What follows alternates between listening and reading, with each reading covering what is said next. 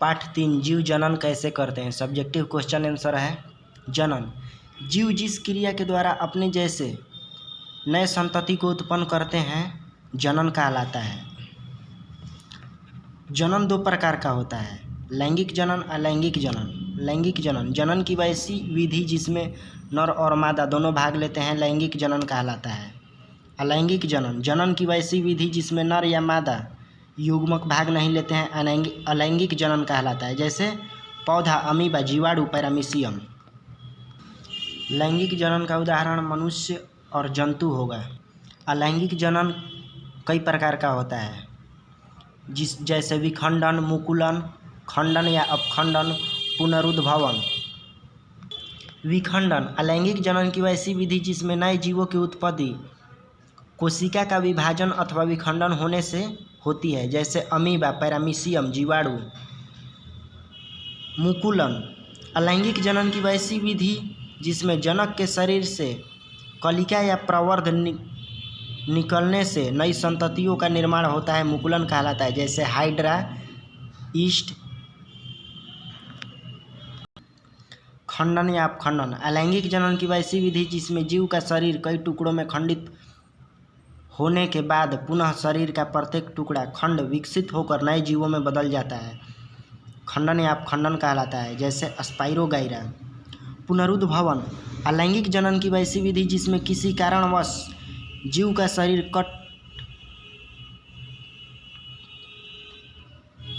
क्षत विक्षत हो जाए तो प्रत्येक टुकड़ा विकसित होकर पूर्ण जीव का निर्माण कर लेता है, पुनरुद्भवन कहलाता है। इसका उदाहरण प्लेनेरिया होगा।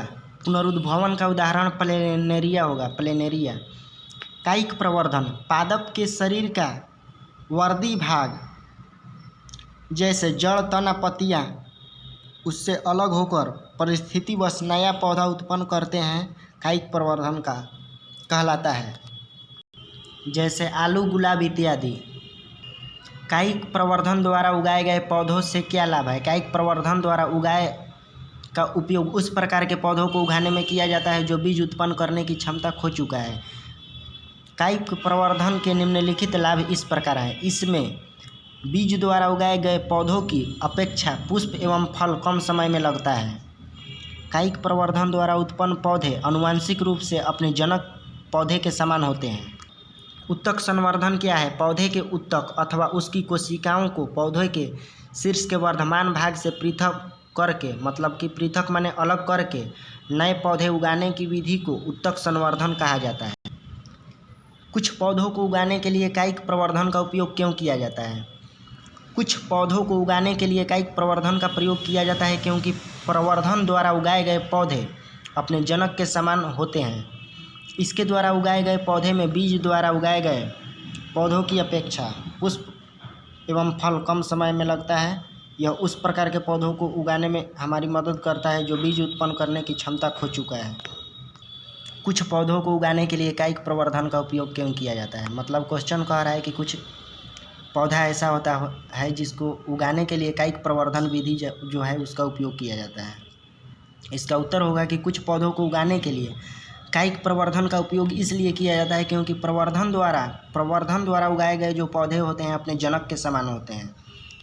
इसके द्वारा उगाए गए पौधों में बीज द्वारा उगाए गए पौधों की अपेक्षा पुष्प और फल कम समय में लगता है। यह उस प्रकार के पौधों को उगाने में हमारी मदद करता है जो बीज उत्पन्न करने की क्षमता खो चुके हैं। नेक्स्ट, पुष्पी पौधों में लैंगिक जनन कुछ जो होते हैं, मतलब कि उसमें मेल फीमेल दोनों वाला पार्ट होता है, उस प्रकार के पौधे के बारे में बता रहा है। पुष्पी पौधों में निषेचन क्रिया का सचित्र वर्णन करें। अथवा में दे देगा कि पुष्पी जो पौधा है उसमें निषेचन क्रिया को बताइए। आविरित बीजी पुष्पी पौधों में जननांग स्थित रहता है, जो जनन अंग होता है, इसलिए इसमें लैंगिक जनन होता है। पुष्प के मुख्यतः 4 भेद होते हैं। बाह्य दल, पंखुड़ी को दल भी कहा जाता है, पुंकेसर, स्त्री केसर। बाह्य दल पुष्प के नीचे आधार पर से जुड़े हुए भाग को बाह्य दल कहा जाता है। यानी कि जो बाह्य दल है पुष्प को आधारीय सतह प्रदान करता है, नीचे वाला जो अड़हुल के फूल में दिखाई देता है। पंखुड़ी यानी कि दल जो फूल की पंखुड़ी होता है, पुष्प की बनावट और उसको जो संरचना प्रदान करता है उसको दल या पंखुड़ी कहा जाता है। 3 नंबर में है पुंकेसर, जिसको पुमंग कहा जाता है। पराग कण तथा तंतु के सम्मिलित रूप को पुंकेसर कहा जाता है। यह पुष्प का नर जननांग है, चाहे जो नर जननांग है या इसको कहा जाता है। स्त्री केसर, जिसको जयांग बोला जाता है। पुष्प में मौजूद वर्तिकाग्र यानी कि वर्तिका तथा अंडाशय के सम्मिलित रूप को स्त्री केसर कहा जाता है। यह पुष्प का मादा जनन अंग होता है, यानी कि मादा जननांग होता है। परागण क्या है? पुष्प के पुंकेसर से उसके स्त्रीकेसर के वर्तिकाग्र तक पराग कणों को पहुँचने को परागण कहा जाता है। मतलब कह रहा है कि पुष्प का जो पुंकेसर होता है उसके स्त्रीकेसर के वर्तिकाग्र तक पराग कण जब पहुंचता है तो उसको परागण कहा जाता है। परागण वर्तिकाग्र के पश्चात नर युग्मक को अंडाशय में स्थित मादा युग्मक तक पहुंचाते हैं, जिसके लिए एक नलिका वर्तिका से बीजांड तक पहुंचती है। बीजांड विकसित होकर कठोर बीज में बदल जाता है तथा अंडाशय वृद्धि कर फल बनता है। अलैंगिक जनन की अपेक्षा लैंगिक जनन का क्या लाभ है? अलैंगिक जनन की अपेक्षा लैंगिक जनन लाभकारी होता है। इसका लाभ इस प्रकार है। अलैंगिक जनन की अपेक्षा लैंगिक जनन का लाभ इस प्रकार है। पहला, युग्मनज द्वारा जाइगोट का निर्माण होता है। इससे जनन संतति में विविधता होता है। विविधता का मतलब होता है विभिन्नता। नए जीवों के विकास में लैंगिक जनन की मुख्य भूमिका होती है। परागण क्रिया निषेचन से किस प्रकार भिन्न है? परागण क्रिया निषेचन से भिन्न होता है क्योंकि इस प्रकार एक तरफ परागण रहेगा, दूसरे तरफ निषेचन लिख करके इसको डिफाइन किया जाएगा। पहला नंबर में होगा कि पराग कणों का पराग कोश से निकलकर वर्तिकाग्र तक पहुंचने की क्रिया को परागण कहा जाता है। नर युग्मक का परस्पर मादा युग्मक से मिलन को निषेचन कहा जाता है। यह एक ही पौधों पर होना संभव है, यानी कि जो परागण है एक पौधे पर या दूसरे पौधे पर भी हो सकता है। इसमें नर और मादा दोनों का होना जरूरी होता है। इसका उदाहरण सरसों या अड़हुल का फूल हो जाएगा, लेकिन इसका उदाहरण जो लैंगिक वाला में यानी निषेचन में हो जाएगा कि जंतु और मनुष्य। गर्भ निरोधन की विभिन्न विधियां कौन सी है? पूछ रहा है कि मतलब गर्भ जो निरोधन होता है उसकी विधि कौन कौन सी है। तो उत्तर में होगा कि गर्भ निरोधन की विधियां निम्नलिखित है। पहला में हो जाएगा कि पुरुषों के जो लिंग में कंडोम लगाकर पुरुषों के लिंग में कंडोम को लगाकर स्त्री की अंडवाहिनी अथवा फेलोपियन नलिका को अवरुद्ध करके, अवरुद्ध का मतलब होता है कि उसको रोक करके या काट गर्भाशय में लूप अथवा कॉपर टी स्थापित करके, गोलियां अथवा दवाओं का उपयोग करके। रजोधर्म या ऋतुस्राव क्या है और यह क्यों होता है? अंडकोशिका का निषेचन नहीं होने पर यह 1 दिन तक जीवित रहता है। अंडाशय प्रत्येक महीने में एक अंडे का निर्माण करता है, जिसकी प्राप्ति के लिए गर्भाशय अपना जो है प्रति माह तैयारी करके रखता है। प्रत्येक महीने एक मतलब कि अंडे का निर्माण करता है, जिसकी प्राप्ति के लिए गर्भाशय प्रति माह तैयारी करके रखता है। इसकी दीवार मोटी एवं मांसल तथा स्पंजी हो जाती है। जब निषेचन नहीं होता है तो परत दर परत धीरे धीरे योनि मार्ग से बाहर निकलने लगता है। यह चक्र महीने में एक बार होता है। इसकी अवधि 2 से 8 दिनों तक होती है, जिसे रजोधर्म MC या ऋतुस्राव कहा जाता है।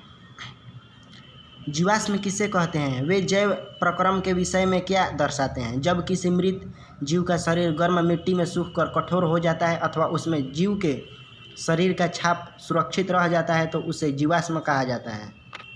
जीवाश्म जैव विकास के बारे में निम्नलिखित जानकारी देते हैं। जो जीव कभी जीवित थे अब लुप्त हो गए। जीवाश्मों के समय काल का पता चलता है, उसका जो समय काल था उसके बारे में जानकारी प्राप्त होता है तथा उनके आकार और संरचना का भी ज्ञान होता है। जीवों के तुलनात्मक अध्ययन करने में हमें मदद मिलती है। गर्भ निरोधक युक्तियाँ अपनाने के क्या कारण हो सकते हैं? गर्भ निरोधक जो युक्ति है उसका अपनाने का कारण निम्नलिखित है। कुछ लोग छोटा परिवार बेहतर जीवन को प्राथमिकता देते हुए इस युक्ति को अपनाते हैं। काम वासना के चलते प्राय स्त्री से संबंध बनाने से हमारे शरीर पर विपरीत प्रभाव न पड़े, इसके लैंगिक संचरण से उत्पन्न होने वाले रोगों से बचने के लिए इसका उपयोग किया जाता है। अभिलक्षण किसे कहते हैं? बाह्य आकृति अथवा उससे संबंधित गुणों एवं व्यवहारों का विवरण अभिलक्षण कहलाता है। वे कौन कौन से कारक हैं जो नई स्पीसीज के उद्भव में सहायक होते हैं? ये कारक निम्नलिखित हैं जो स्पीसीज के उद्भव में सहायक होते हैं। पहला, प्राकृतिक चयन, आनुवंशिक विचलन, जीन की बहुत कमी होना, डीएनए के संख्या में परिवर्तन होना। समजात तथा समरूप अंगों के उदाहरण देकर समझाइए। समजात अंग जीवों में अलग अलग कार्य करते हैं, लेकिन इनकी आधारभूत संरचना यानी कि जो बनावट होती है एक समान होता है। मनुष्य के हाथ तथा पक्षी के पंख दोनों का अग्रपाद समान होता है, उसे समजात कहा जाता है। समरूप अंग, वैसे अंग जो अलग अलग जीवों में एक समान काम करते हैं लेकिन इनकी आधारभूत संरचना एक समान नहीं होती है, समरूप अंग कहलाते हैं। जैसे कबूतर के पंख तथा तितली के पंख दोनों उड़ने का काम करते हैं, लेकिन कबूतर के पंख में हड्डियां पाई जाती है जबकि तितली के पंख में हड्डियां यानी कि नहीं पाई जाती है।